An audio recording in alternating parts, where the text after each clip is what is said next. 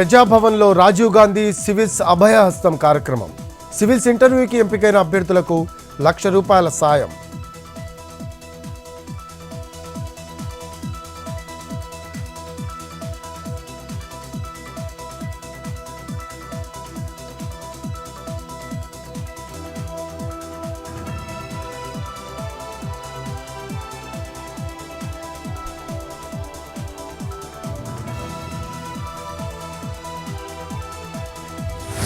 రేపు ఎల్లుండి కుప్పంలో సీఎం చంద్రబాబు పర్యటన.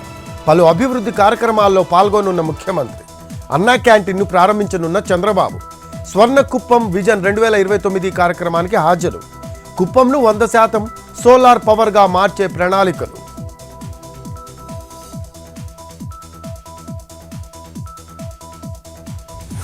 ఇవాళ చిక్కడపల్లి పోలీస్ స్టేషన్కు అల్లు అర్జున్. కోర్టు షరతుల్లో భాగంగా పిఎస్కు వెళ్లనున్న బన్నీ.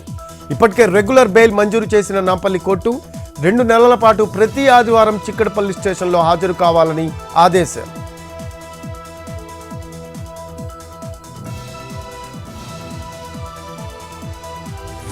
కొత్తగూడెం కార్పొరేషన్ ఏర్పాటుకు కేబినెట్ ఆమోదం. టేబుల్ ఐటమ్గా అజెండాలో చేర్చి చర్చించిన మంత్రివర్గం. త్వరలో ఆర్డినెన్స్ రూపొందించనున్న ప్రభుత్వం.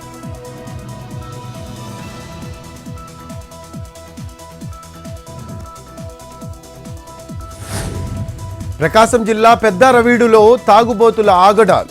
మందుబాబులకు అడ్డాలుగా మారిన ప్రభుత్వ కార్యాలయాలు. ఆఫీసుల చుట్టూ ఎక్కడ చూసినా ఖాళీ మద్యం సీసాలు.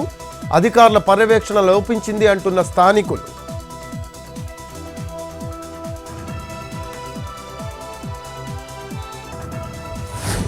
తిరుమలలో నేడు స్థానికులకు శ్రీవారి దర్శనం టోకెన్. రేపు సిఫార్సు లేఖల స్వీకరణ రద్దు చేసిన టీటీడీ. ఎల్లుండి శ్రీవారి ఆలయంలో కోయిల్ ఆళ్వార్ తిరుమంజనం. ప్రతి నెల తొలి మంగళవారం స్థానికులకు శ్రీవారి దర్శనం.